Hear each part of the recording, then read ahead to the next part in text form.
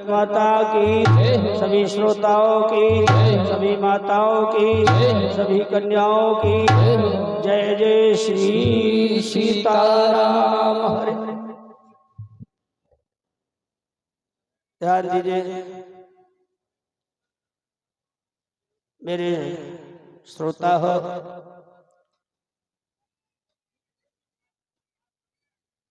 कल रामचरितमानस की कथा हमारी तरफ से चित्रकूट पर भगवान पहुंचे हैं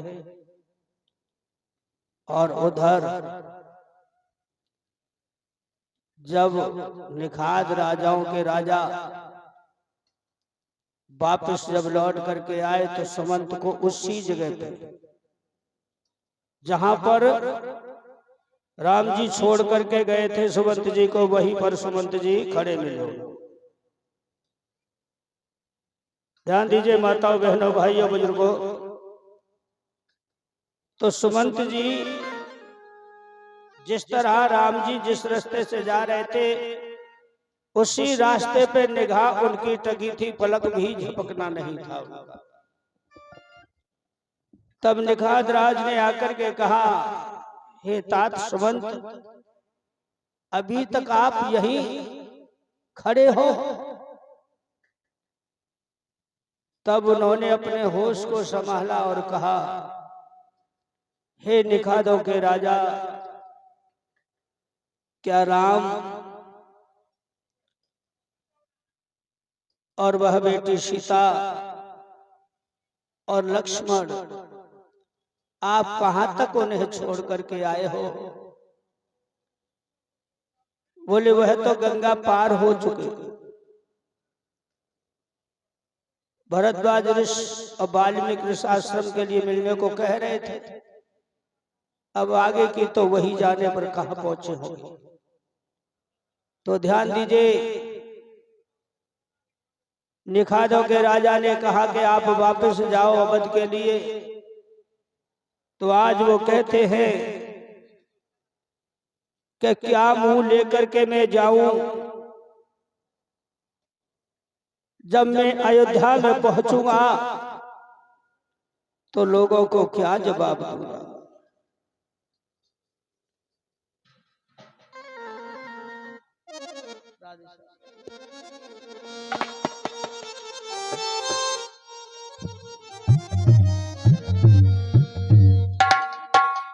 यदि नगर में मैं खाली रथूं,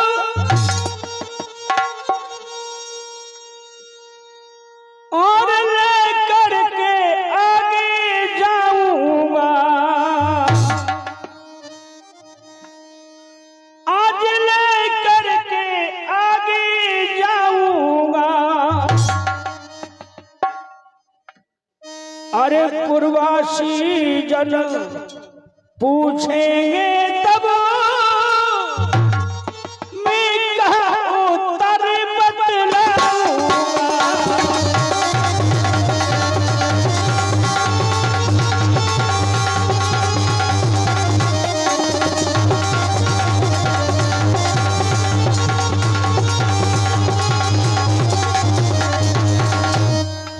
आज कहते हैं सुमंत जी के, भैया मैं अयोध्या में जब खाली रथ लेकर के जाऊंगा, लोग पूर्वासी मुझे पूछेंगे तो मैं क्या उत्तर दूंगा।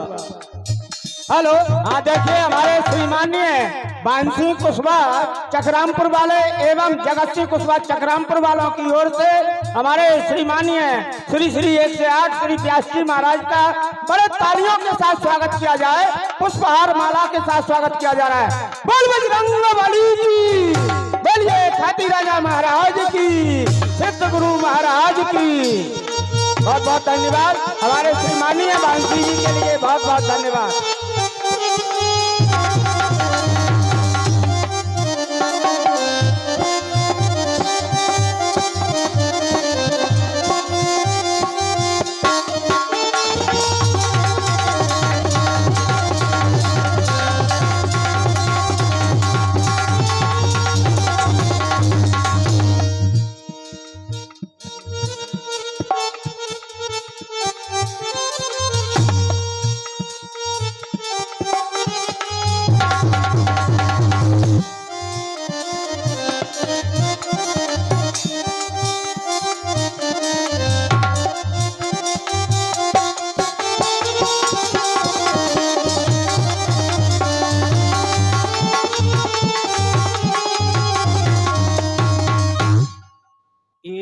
चक्रामपुर से और ग्राम पोहा से भक्त आए हैं। ये हमारे शिष्य हैं और स्वागत किया है। अहो भाग्य है, भगवान इनकी मनोकामना इस तरह पूर्ण करते रहे। आज सुमंत जी कहते हैं कि महाराज सुने, हे महाराज, जिस भी चक्रवर्ती राजा का मंत्री सुमंत ये आज्ञा पा करके आया था कि बजाय 14 वर्ष के 14 दिन खाली उन्हें रथ में घुमा फिरा के वापस ले आना, लेकिन आज मैं किस तरह जाऊं कि महाराज सुने तो क्या कैसे, और धीरज मन में बोलाएंगे, बस राम ही राम पुकारेंगे,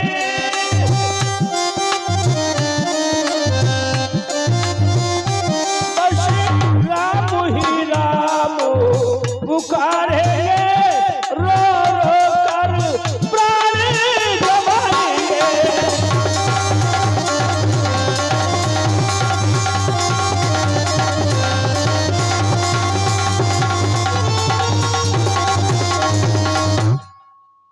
तब उन्होंने कहा कि हे सुमंत जी, अब तो कुछ भी हो आखिर तुम्हें जाना तो होगा ही, और महाराज को संदेशा जा करके सुनाना ही होगा। तभी आज सुमंत जी खाली रथ लेकर के आगे को जाते हैं, लेकिन पांव उनके आगे नहीं चलते हैं। मानो ऐसे इस शरीर से यह आत्मा निकल जाती है, ये मृतक शरीर रह जाता है। इसी तरह सुमंत तो उस रथ में बैठ करके और जा रहे हैं मृतक की समान। तब अवध में पहुंचे हैं तो लोग देख रहे हैं खाली रथ है, राम लक्ष्मण व सीता नजर नहीं आते हैं। तो आज सब आपस में इतने विहोर हो जाते हैं। सुमंत जी जब पहुंचे हैं भवन में तो सबसे प्रथम गुरु के पास गए, जो गुरु वशिष्ठ थे। बोले आप आगे सुमंत? बोले हाँ गुरुदेव। तो महाराज तो कौशल्या जी के भवन में हैं, आप जाओ उन्हें संदेशा सुना दो।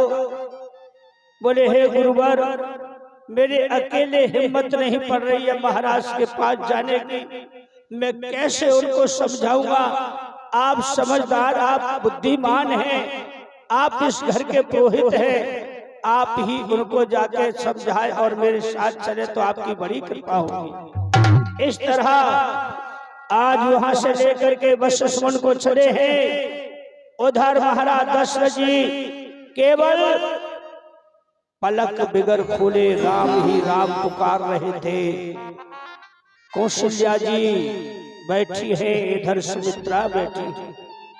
गौर कीजिए, जब सुमंत जी जिस समय प्रवेश हुए वो हालात को देखा जो कभी सुमंत ने महाराज दशरथ की वो हालात नहीं देखी। देखते ही आंखों में आंसू, आज धारा लगी हुई है, आंसुओं की झड़ी लगी है। लेकिन आज जाकर के उन्होंने प्रणाम किया कि करी प्रणाम तब सचिव ने और बैठ गए सिरनाय। नैन खोल देखे सुमंत,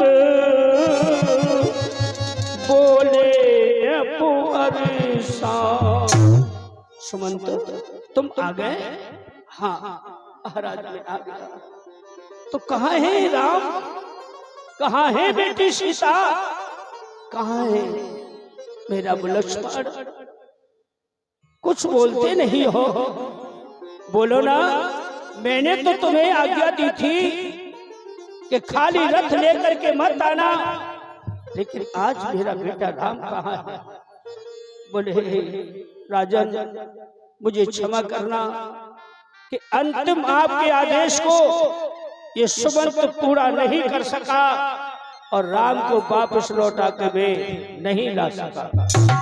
इतना सुनते ही महाराज दशरथ जी एकदम से धीर छोड़ दिया। ध्यान दीजिए मेरे बंधु। अच्छा सुमंत आए आप पुर में आनंद अपार मेरे,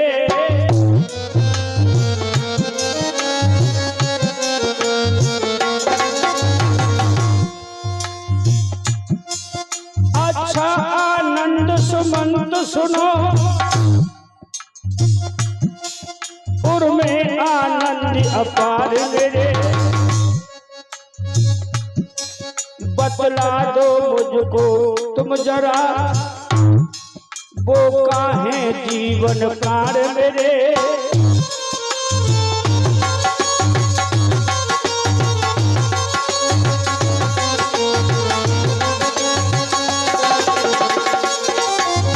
आज सुमंत जी ने कहा कि हे महाराज प्रथम दिन तपसा, महाराज प्रथम दिन तमसा के तट पर हमने विश्राम किया, फिर चले दूसरे दिन जाकर गंगा के तीर विश्राम किया।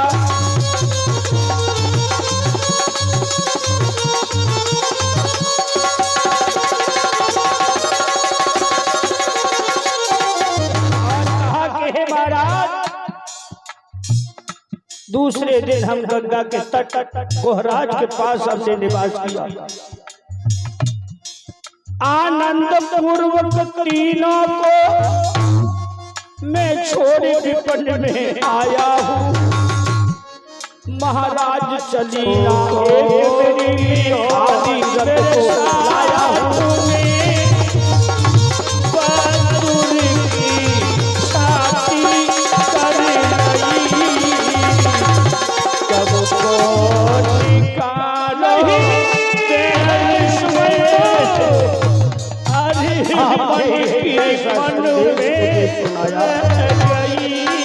यह तो मुझे आशा भी नहीं थी,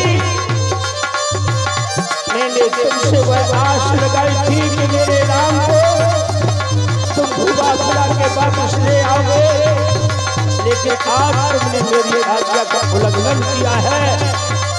हे कौशल्या, देखिए काली चोटी मुझे धरा नहीं है, तुझे हार नहीं है अपना जवानी का दिल महाराज कौन सा दिल याद आया कि ध्यान से सुनो। जाता मैं प्राण प्रिय सुन लीजिए, महाराज दशरथ जी कह रहे हैं कौशल्या से तो प्राण प्रिय सुन लीजिए। पुरानी बात कैसे मारा था सुन लीजिए सच। कहते हैं माता पिता जब मैं जवान था मुझे समझता थी, मैंने जो कुछ तुमसे कहा मुझे अनजाने में कहा, मुझे नहीं मार चलाने का बड़ा साथ ऐसा सब गुहार हो रहा है। तो हे प्रिय अब श्रवण में उसी क्षण एक तालाब हृदय में प्रतिज्ञा कर ली, जिस तालाब पे मैं जाता था आखेट करने के लिए, वो मैंने केवल इसी के लिए बनाई थी। आज वो दिन मुझे याद है, देखिए बार बार मुझे याद दिला रहा है। एक दिन तालाब में, अब गौर कीजिए मेरे भागवत बंधु, जिस तालाब की बात कर रहे हैं कौन? महाराज दशरथ। और श्रवण की बात यानी श्रवण कुमार, जो जिनके हाथों से श्रवण मारा गया था वो धोखे से। अब ये देखिए यहां से ये कथा बड़ा ध्यान पूर्वक सुनना। तो एक समय की बात है, कैलाश में बैठे भोलेनाथ कहते हैं कि हे पार्वती, ध्यान से सुनो कि सूखा पड़ जाने के बाद नदी नाले बहना बंद हो गया, कुआं बावरी सूख गई, तालाब सरोवर सूख गई। तो एक दृश्य देखा गया। एक दिन तालाब में पानी बहुत थोड़ा रहा, कीचड़ में कछुआ छुपा, वो हर नाम को जप रहा। ध्यान दीजिए ये श्रवण कौन थे और ये श्रवण कौन थे और कैसे आए थे। श्रवण के पूर्व जन्म की कथा है, गौर कीजिए मेरे भाइयों मेरे बुजुर्गों, कि जब तालाब सूख जाने पर थोड़ी थोड़ी कीचड़ रही थी जिसमें कछुआ छुपा था, और उस कीचड़ में से मुंह ऐसे करके निकालता है और सोचता है कि अब मेरे जीने का सहारा छूटता जा रहा है और जल ही नहीं रहेगा तो मैं जीवन कैसे रहूंगा। लेकिन ध्यान दीजिएगा, इधर चीर जिसे कहते हैं बाजरी, वह तालाब के वृक्ष से सूखा पेड़ था, उस पर बैठे वो शिकार को निगाह करके देख रही थी कि मुझे मेरा भोजन कोई मिल जाए। तो उस तालाब में छुपा कछुआ अपने सारे शरीर को कीचड़ में छुपाए, लेकिन मुंह उसका बाहर निकला था। और वो चील सोच रही थी कि कब कितने खन ये बाहर आए तो इसको मैं अपना नवाला भोजन। लेकिन प्रभु की लीला जानी नहीं जाती मेरे भागवत बंधु।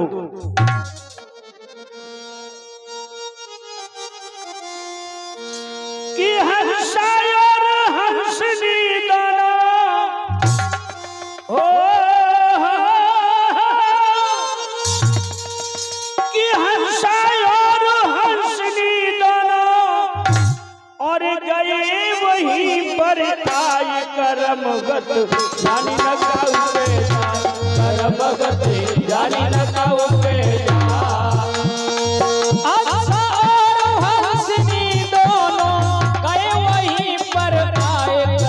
गते जानी न काऊ पे जाए करम गते जानी न काऊ पे जाए।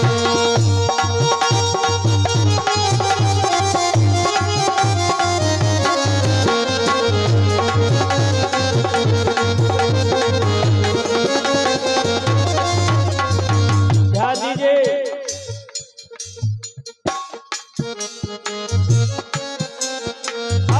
कछुआ तो बकीर हो कीचड़ में और चमके निराले हैं। कछुआ तो बकीर हो कीचड़ में चमकने निराले हैं। हंस और हंसनी मोती चुगने के लिए जा रहे थे सागर। ध्यान दीजिए,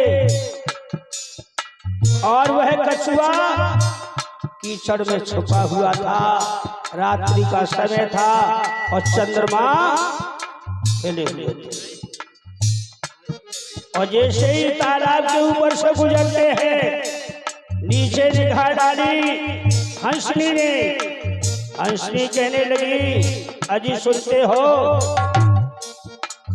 हंस हंसनी ने, हंस हंसनी ने समझ के मोती, जो नैन उसके चमक रहे थे मोती जैसे, तो उन्होंने जाना कि सागर तो दूर है, अरे वहां तक पहुंचेंगे पहले भोजन हमें यही मिल जाएगा, तो इसको ही चुनो। हंस हंसिनी ने समझ के मोती और चेच से नैन निकाले हैं। हंस हंसिनी ने समझ के मोती चेच से नैन निकाले हैं। जैसे ही कछुआ के नेत्रों को निकाल लिया अपनी चोंच से मोती समझ कर, अरे नेत्रहीन जब कछुआ होकर हो, अरे नेत्रहीन जब कछुआ होकर और भारी रुदन मचाए करम गति जाई न कहुए जाए, करम गति जाई न कहुए जाए।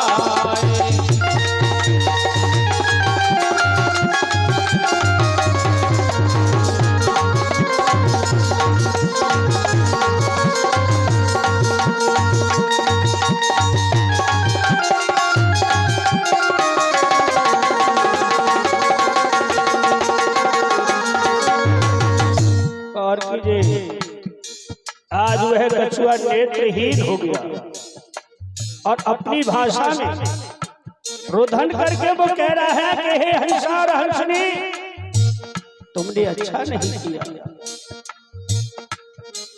अरे कछुआ कहने लगो हंसा से, तुमने जुल्म गुजारे हैं। कछुआ कहने लगो हंसा से, तुमने जुल्म गुजारे हैं। ऊपर घूमे चील पापनी, अब बचे न प्राण हमारे। अरे ऊपर घूमे चील पापनी, बचे न प्राण हमारे हैं। एक तो इसमें पानी नहीं रहा, कीचड़ में अपने तन को छुपा के मैं समय को व्यतीत कर रहा था। ऊपर वो बाजरी घूम रही है, वो मेरा भोजन करना चाहती थी। अब मैं नेत्रहीन हो गया, अब मैं देख भी नहीं सकता हूँ, अब तो मेरे प्राण नहीं बचे। सुनकर वाणी जब कछुआ की, सुनकर वाणी जब कछुआ की, दोनों रे पछताए। करम गति जाई न कहुए जाए, करम गति जाई न कहुए जाए।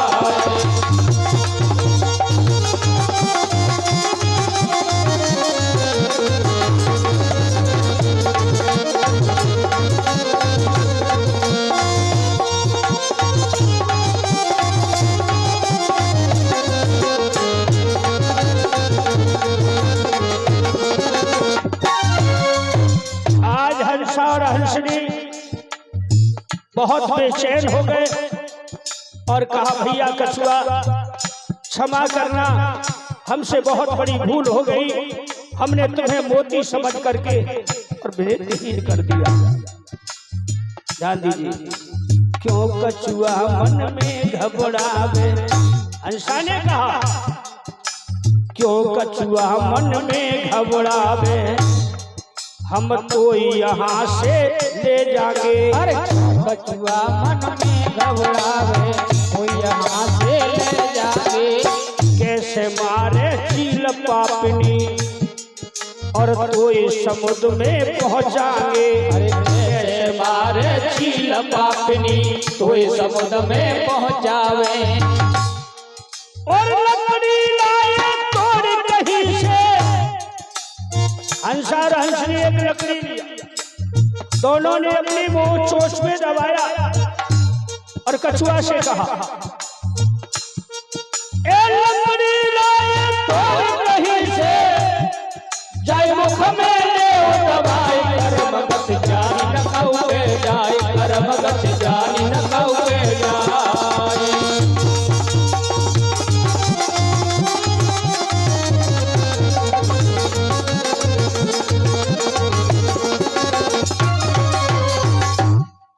आज हंसा और हंसनी ने लकड़ी को अलग अलग दोनों छोड़ो मुख में दबा लिया। कछुआ से कह दिया, तुम लकड़ी को बीच में मुख से दबा लो और हम तुम्हें अब समुद्र ले जाकर के छोड़ेंगे।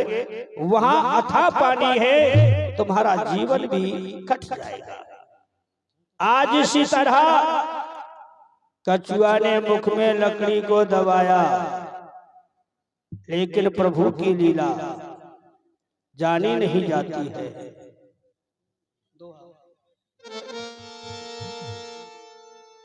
कि कछुआ को लेकर उड़े दाना अपने साथ, आज बाजनी का गया सो बजर एकदम। जो चील बैठी कई दिन से इंतजार कर रही थी बाजनी, आज वो कहती है ए हंसा और हंसनी मेरी भी सुनते जाओ। कर क्रोध बोली हंस से, भोजन लियो मेरो छीन है, बदला लेंगी किसी दिन, रखियो मेरो यकीन है। मैं इसी भोजन के माध्यम, जैसे आज तुमने मेरे सामने से मेरा भोजन छीना है, मैं भी बदला लेकर के ही रहूंगी। भोजन में व्याधा तुम करी, वैसा ही कर दिखलाऊंगी। मर भी गई तो जन्म ले, फिर भी जमी पर आऊं। मैं मर भी जाऊंगी लेकिन तुम्हारे लिए जन्म लेती रहूंगी। जब तक मैं तुमसे बदला नहीं ले लूंगी तब तक मैं भी चैन से नहीं लेता। बोलो रामचंद्र भगवान की। आज इस बात पर हंसा हंसनी ने कोई गौर नहीं दिया और कछुआ को लेके आगे बढ़ी।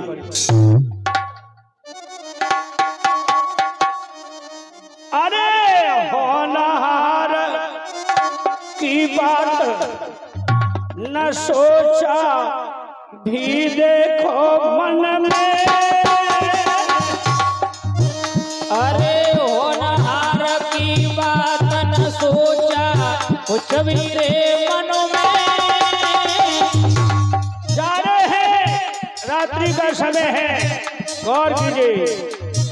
आगे क्या देखा, एक बहुत बड़ा जंगल है जिसके ऊपर होकर गुजर रहे हैं, लेकिन आगे निगाह डाली, अरे उठा धुआं घना घोर अगारी, आग लगी वन में। अरे उठा धुआं घना घोर अगारी, आग लगी वन में।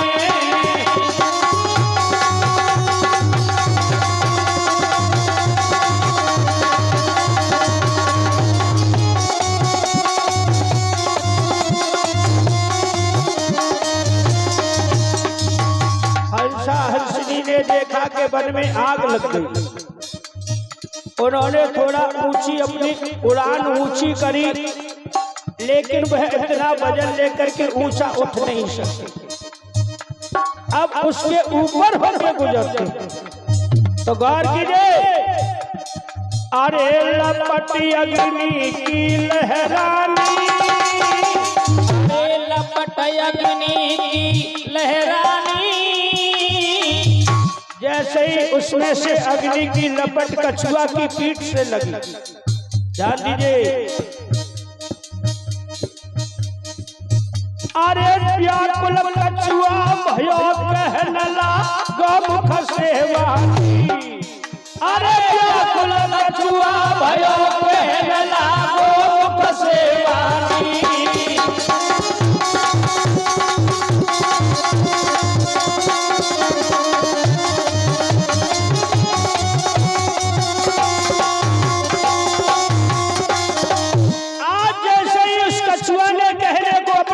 खोला, अरे लकड़िया मुख से छूट गई, अरे लकड़िया मुख से छूट गई। अरे अग्नि में जल गयो मुक्त कछुआ की तुरंत भई। अरे अग्नि में जल गयो मुक्त कछुआ की तुरंत भई।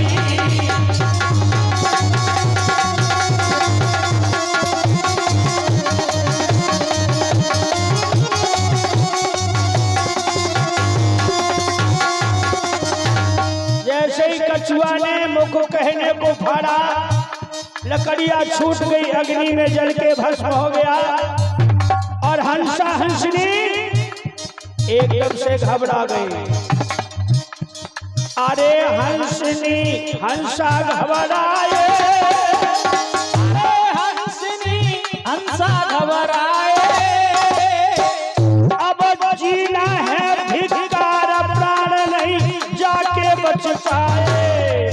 अब जीना है धिक्कार, प्राण नहीं जाके बच पाए।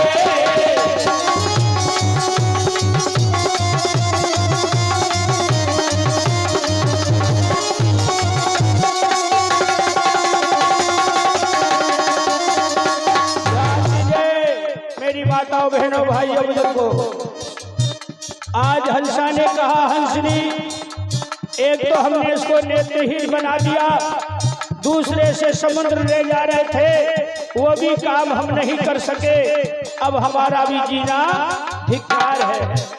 तभी उन्होंने क्या किया, अरे प्राण जिन त्याग दये क्षण में, अरे प्राण जन त्याग दये क्षण में, धुआं घन घोर अगारी आग लगी बन में।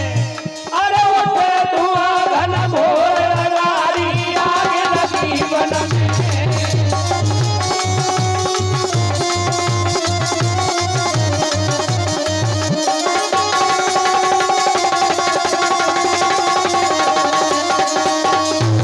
इस तरह मेरी श्रोता हो, उस हंसा और हंसनी कछुआ के प्रति अपने भी प्राणों को उसी अग्नि में गमा दिया।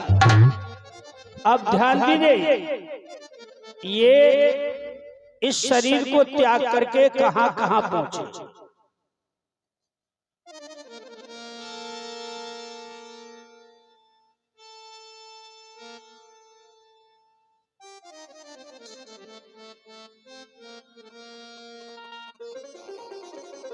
कछुआ और हंसा हंसनी ने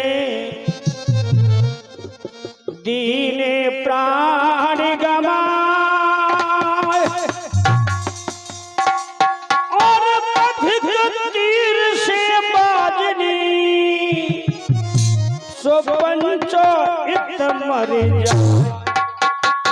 इधर में तीनों ने प्राण जंगल में अग्नि में त्यागे, उधर एक बधिक के तीर से वह बाजनी चील जो थी वो भी खत्म हो गई। हरि की लीला जानी नहीं जाती है, बड़ी विचित्र लीला है मेरे भागवत बंधुओं। और कहा, हेलो, हाँ देखिए, हमारे श्रीमाननीय भरत कुशवाहा मोटा यानी बंसी दादा के नाती और विनोद कुशवाहा की ओर से श्रीमाननीय हमारे शास्त्री महोदय जी का शॉल और माल्यार्पण पुष्प आरोह के साथ स्वागत किया जा रहा है। बड़े तालियों के साथ, जोरदार तालियों के साथ स्वागत किया जाए। महाराज जी का स्वागत किया जा रहा है। बोल बजरंगबली की, बोलिए खाती राजा महाराज की, सतगुरु महाराज की, बस्ती नगर की। बहुत बहुत धन्यवाद हमारे श्रीमाननीय भरत भाई एवं विनोद भाई के लिए, बहुत बहुत धन्यवाद। ध्यान दीजिए माताओं बहनों, मेरे श्रोता हो, कि हंसा भये मनुवंश में, हंसा मनुवंश में गए। ध्यान दीजिएगा कि हंसा भये मनुवंश में, और उद्यालक ऋषि आई, चंद्रकलाज की सुता सपनी हंसनी। हंसा तो मनुवंश में उद्यालक ऋषि बने, और ये ध्यान दीजिए हंसनी जो थी वह महाराज अज, उनकी पुत्री चंद्रकला के नाम से बुलाई गई। अब ध्यान दीजिए मेरी माता बहनों, मेरे भाइयों बुजुर्गों, ऐसा कहते हैं कि चंद्रकला के गर्भ से और कछुआ श्रवण कुमार और चील भीलगर जन्म ले सो बन गई उनकी।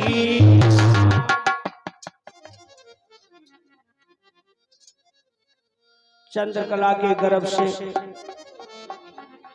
कछुआ श्रवण कुमार बने थे। वो कैसे बने? और चील जो थी ना वो भील के यहाँ पहुंची। बड़ी ही सुंदर कन्या ने जन्म लिया, कन्या रूप में, नारी रूप। लेकिन ध्यान दीजिए, अब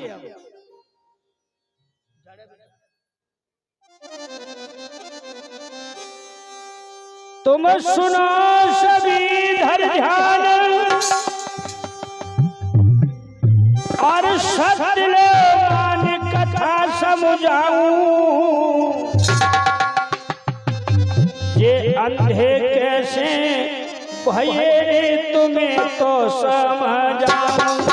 ये अंधे कैसे भये रे तुम्हें तो समझाऊं।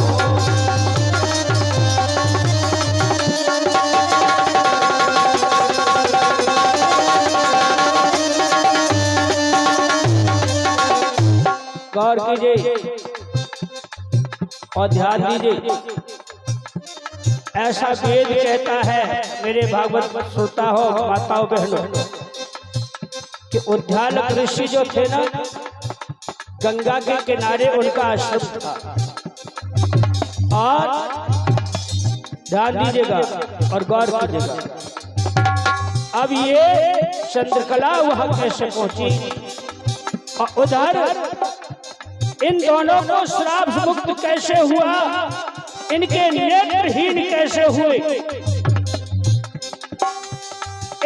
दिन की बात, अरे मुनि के साथ भोग भोजन में भोग भोजन लगना सकेत ने सापुरे दयो लगना सकेत ने सापुरे दयो।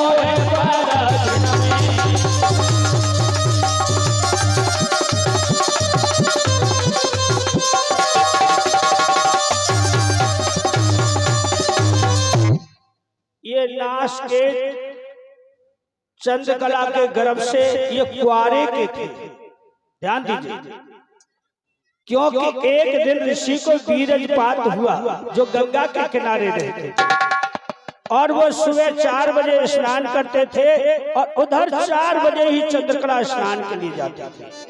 तो आज इधर वो से वीरजपात का एक सुंदर पुष्प बना बह के जा रहा था। चंद्रकला ने देखा सुंदर पुष्प, उसे उठा करके उन्होंने सूंघ लिया, झट से वो गर्भवती हो गई। लेकिन जब उनकी माता को यह मालूम हुआ तो उन्होंने कहा, बेटी तूने कुल को दाग लगा दिया, ये क्या किया तूने? गौर कीजिए मेरे भाइयों, मेरे बुजुर्गों, आज जब ये नाश के तो घर में छुपा करके रखा, उस गर्भ की किसी को मालूम नहीं होने दी, उस बेटी ने जन्म दिया तो उसका नाम नाश के रखा गया। तो एक दिन जब समझदार बालक हो गया, उसे छोटे छोटे सखाओं ने पूछा, भाई तेरी माता को तो हम जानते हैं, लेकिन तेरा पिता कौन? तब उसने अपनी माता से आके कहा कि हे माँ, आज मेरा अपमान हुआ है। बोले कैसे? कि इतना बता दे मेरा पिता कौन है, मैंने भी तुमसे सवाल नहीं किया। तब उन्होंने अपनी वो बीती कहानी बताई कि बेटा मैं गंगा स्नान के लिए जाती थी, जब एक पुष्प बह करके आ रहा था, उसे सूंघने से तू मेरे गर्भ में आया और मैंने तुझे छुप करके जन्म दिया है। अब बेटा यदि तुझमें शक्ति है तो अपने पिता का पता लगा दे।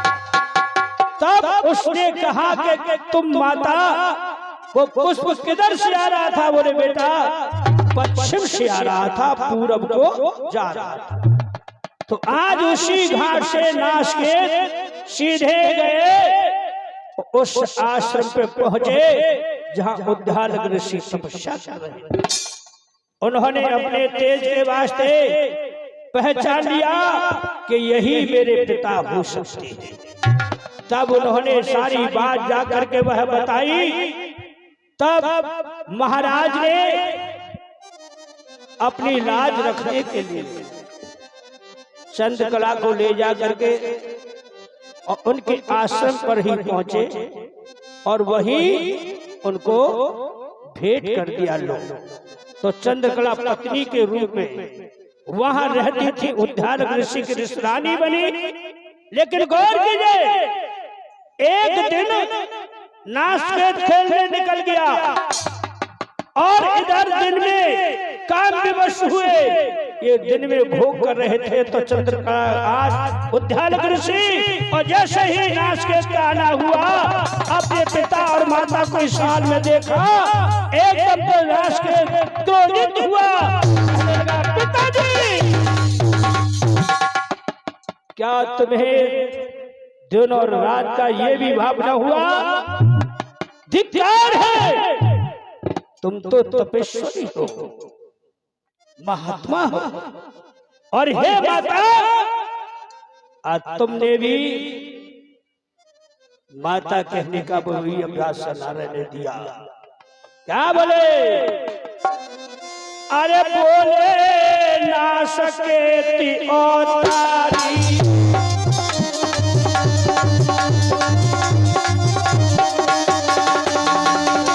अरे बोले ना सके और तारी, अरे तुम दोनों ने कसी नीति विचारी।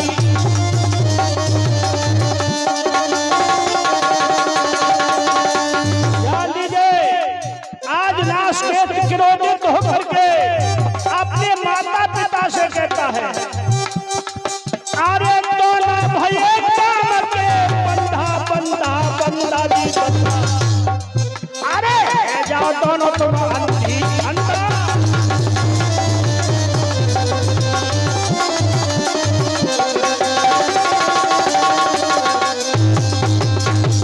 नासकेत अपने माता पिता को श्राप दे दिया है कि तुम दोनों इससे तो अंधे ही। वह श्राप दे करके चला गया, फिर लौट करके वापस आश्रम पर नहीं गया। उसी भोग से ये श्रवण पैदा हुए। ध्यान दीजिए, तो श्रवण जब अपने माता पिता को अंधे देखा तो उनकी बड़ी ही सेवा किया करते थे और सेवा में लीन रहते थे। ध्यान दीजिए मेरे नौजवानों, मेरे बच्चे हो, अरे पुत्र हो, तो श्रवण जैसा जिसने कि अपने माता पिता को जन्म से ही किसी प्रकार से दुखी नहीं देखे। इन दोनों की श्रवण वो दोनों आंख थी जो कि उनके सहारे वो सारा काम किया करते थे और उन्हीं के सहारे वो रहते। लेकिन जब युवा अवस्था हुई, जंगल में लकड़ी लेने के लिए गए, वह जो कि भील की पुत्री थी जिसका नाम विद्यावती था। गौर कीजिए, वह श्रवण से रोजीना मिलने के लिए आया करती थी। एक दिन उनके पिता ने देखा और पूछा कि तुम कहां से आई हो? तब उन्होंने कहा कि पिताश्री यहाँ से चल करके कुछ ही दूरी पर एक सुंदर आश्रम बना हुआ है, वहां दो अंधे प्राणी हैं और उन्हीं के पुत्र हैं जिनका नाम है श्रवण कुमार। अच्छा, तो मैं भी देख सकता हूं। बोले अवश्य पिताजी, चलो। आज जाकर के वो लेकर के अपने पिता को पहुंचे हैं। तब उनके पिता ने देखा है दोनों की प्रीति को, तो उनकी राजी रखते हुए इस तरह उस भील ने अपनी बेटी को श्रवण की हत्या किया। बोलो रामचंद्र भगवान की। अब गौर कीजिए, अब ध्यान दीजिए मेरी माताओं बहनों मेरे भागवत बंधु कि जैसे विधाता बना देता है ना एक दूसरे की, अब उसी तरह ये संयोग पूरा बन चुका। तो एक दिन क्या हुआ, आज श्रवण का काम था लकड़ी बीन करके और घर पे लाना, उसी से गुजारा किया करते थे, अपनी माता पिता की सेवा किया करते थे। और जब से उनकी जो पत्नी आई थी तो उन्होंने कह दिया कि अब हम अपनी माता पिता की जो आंख 2 थी अब 4 हो गई, अब तुम भी मेरे माता पिता से उतना ही प्रेम करना जितना कि मैं करता हूँ। विद्यामती ने कहा चिंता मत करो, अरे आपके माता पिता हैं, भला वो मेरे भी तो हैं, और मैं खूब सेवा करूंगी, दिन रात सेवा करूंगी। बोले हाँ। तो ध्यान दीजिए श्रवण लकड़ी बीनने के लिए जाते हैं। हमारे श्रीमाननीय चंदन सिंह पोस्टमैन के द्वारा पुष्प आरोह का यानी माल्यार्पण का श्रीमाननीय हमारे शास्त्री महोदय जी का स्वागत किया जा रहा है। बहुत बहुत धन्यवाद। गौर कीजिएगा माता बहनों भाइयों बुजुर्गों, जब इधर वो मौका देख रही थी, जो श्रवण की पत्नी है वही तो बाजनी है, वही चीज है। आज वह मौका देख रही थी और जो श्रवण के माता पिता है वो हंसा और हंसनी। आज वो मौका देख रही है कि मुझे मौका कब मिले तो मैं इनसे बदला लूं। लेकिन देखिए कहते हैं क्रिया चर्च काऊ ने ना जाने पाया भैया, बड़ो ही विचित्र हो गए। गौर कीजिए,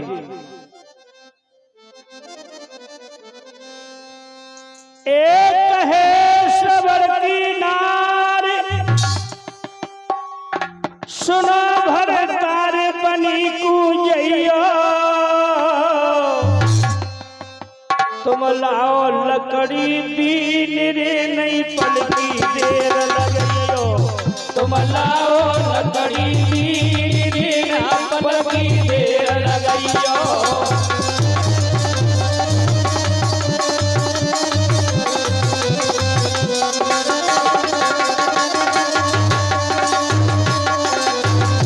ध्यान दीजिए, आज विद्यामती ने कह दिया है कि जाओ, ईंधन नहीं रहा है, मैं कैसे भोजन बनाऊंगी, आप शीघ्र लकड़ी लेकर के आओ।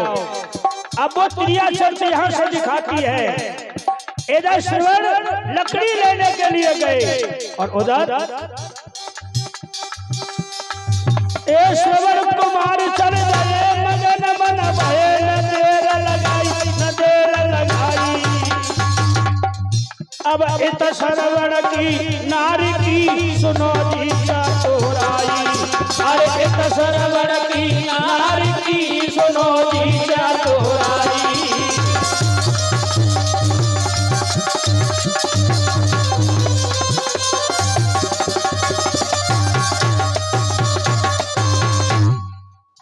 आज इधर में तो श्रवण कुमार लकड़ी बीनने के लिए जंगल में गए हैं, इधर श्रवण की पत्नी उसको यानी कुटिया को छोड़ करके एक गांव में जो बगल में नजदीकी में लगा था, वहां प्रजापति एक कुम्हार की बाखर थी और वहां जाके पहुंची है और कहा भैया ए प्रजापति कहो क्या कहना चाहती हो देवी।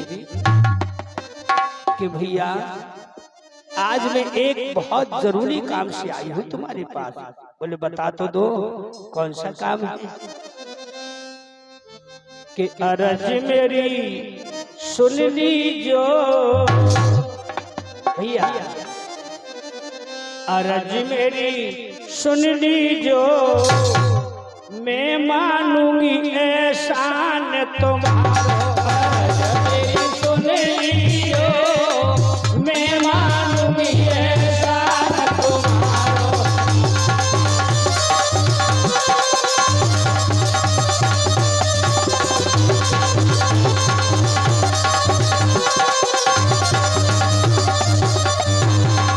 आज कहने लगे वो प्रजापति की ऐसी क्या बात है जो मेरा एहसान मानोगी? बोले ऐसी ही बात है। बोले क्या? ओ भैया, एक हरिया दोए पेट बनाई दे, एक हरिया दोए पेट बनाए दे, एक हरिया दोए पेट बनाई दे, एक हरिया दोए पेट बनाए दे, अग्नि में पकी पकवाई दे, अग्नि में पकी पकवाए दे, एक मोई गहाई दियो, के मोई गहाई दियो, मैं मानूंगी एहसान तुम्हारो, अर्ज मेरी सुन लियो, मैं मानूंगी एहसान तुम्हारो।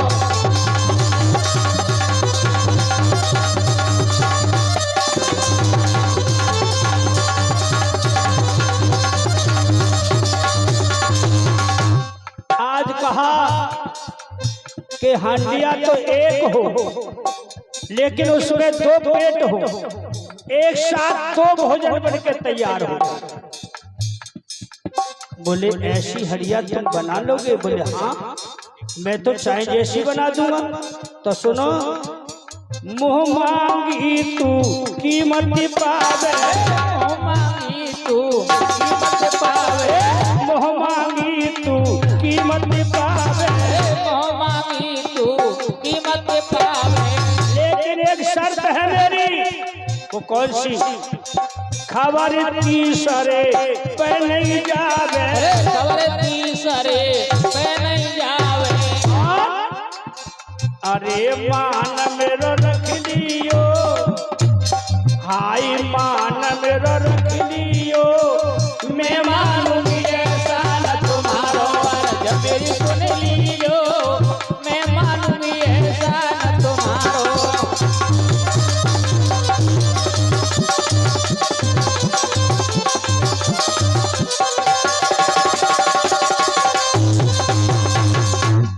आज कह दिया है कि मुँह मांगी कीमत दूंगी, लेकिन तू जाने और मैं जानूं, तीसरे पे खबर नहीं जाएगी।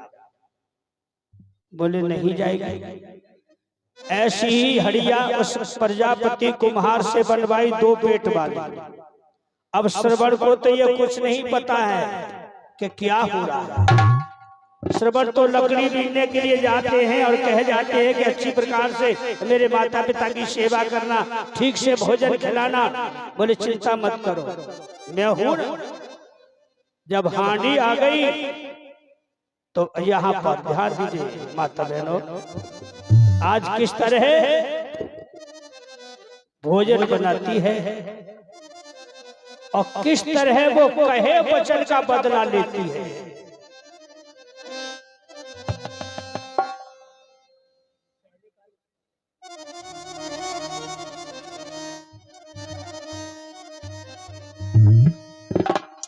आज उसका रोजीना का नियम हो गया जब से हड़िया आई थी।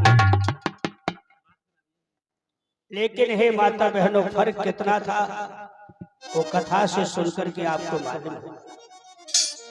ध्यान दीजिएगा। एक में रांद खटा महरी और एक में खीर बनाती है।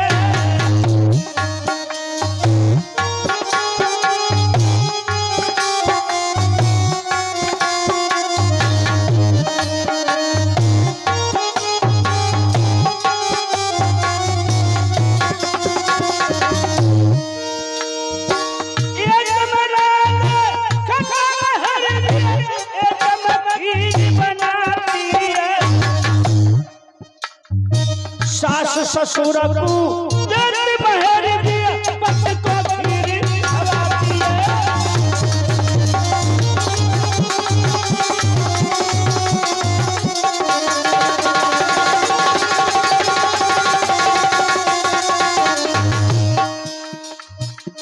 दो प्रकार के भोजन एक साथ बनकर तैयार होते हैं। कोई सामने वाला देख करके जान नहीं पड़ सकता है, क्योंकि हांडी एक ही है लेकिन पेट दो है। एक में यानी छाछ के चावल, मठा के चावल, और एक में दूध के चावल बना लो। अब रंग दोनों का एक ही है, स्वाद चाखने पर मालूम होगा। उधर छाछ के चावल है और इधर खीर यानी दूध के चावल।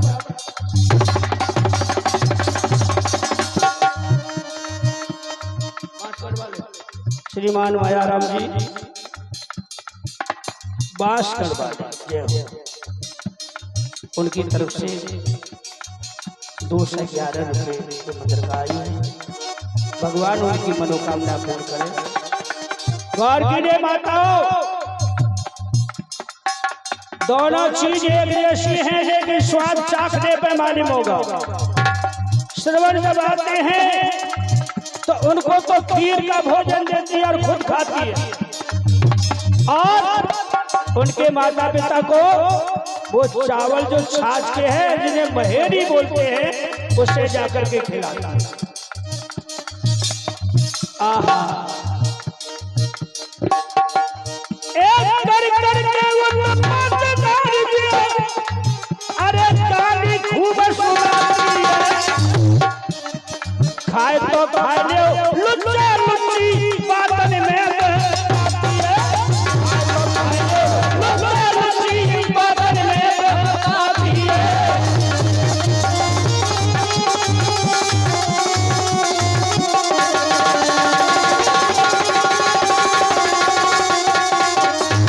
नाना प्रकार से उन्हें बार बार के भोजन खवाती है, कभी नमक ज्यादा कर देती है तो कभी अनोने बना करके खिलाती है। जब कहती है बहू आज इसने नमक नहीं डाला, हाँ नमक नहीं डाला, अरे तुम तो अंधे हो, तुम्हें क्या पता मैं भोजन कैसे बनाती हूँ, कितनी मेहनत करती हूँ, अब तुम्हें स्वाद भी चाहिए। क्या बोली, एक कहाँ से लाऊं कुछ बनीला जा रही है की झूठी है।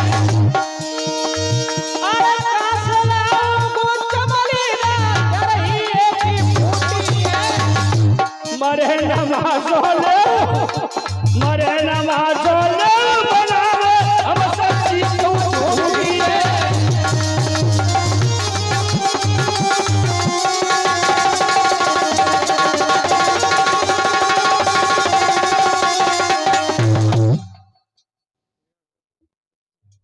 हेलो, हाँ देखिए हमारे श्रीमाननीय इमरत सिंह कुशवाहा पलोथर वालों की ओर से और हमारे श्रीमाननीय भगवत सिंह कुशवाहा की ओर से हमारे श्रीमाननीय शास्त्री महोदय जी का माल्यार्पण कर पुष्पहारों के द्वारा स्वागत किया जा रहा है और बड़े जोरदार तालियों से। और हमारे भगवत सिंह कुशवाहा ने एक शक्कर की बोरी दान में दी है और हमारे श्रीमाननीय पलोथर से उनकी ओर से 501 रुपए इमरत सिंह कुशवाहा ने यहाँ पर दान दिया जा रहा है, उनके लिए बहुत बहुत धन्यवाद। बोल बजरंगबली की, बोलिए फतेह राजा महाराज की, सिद्ध गुरु महाराज की, बहुत बहुत धन्यवाद। हमारे श्रीमाननीय हीरा भाई भी महाराज जी का स्वागत माल्यार्पण कर पुष्पहारों के साथ स्वागत किया जा रहा है। सभी हमारे संगीतमय कलाकारों का भी जोरदार स्वागत किया जा रहा है। उन सभी के लिए, स्वागतकर्ताओं के लिए बहुत बहुत धन्यवाद। बोले रामचंद्र भगवान की जय हो। क्या बात है, जयकारे लगाने में जोर ना पड़े। अरे ये राम को नाम है लेकिन ले ले हो। बोलो रामचंद्र भगवान की जय हो, ज्ञाति बाबा की जय हो। ओहो, ये वही है पलोथर वाले जो इन्होंने इसी वर्ष जो पिछले जो निकल गए, ये तो अब 2003 है, 23 आ गई और इन्होंने 2022 में भागवत कराई थी आषाढ़ के महीने।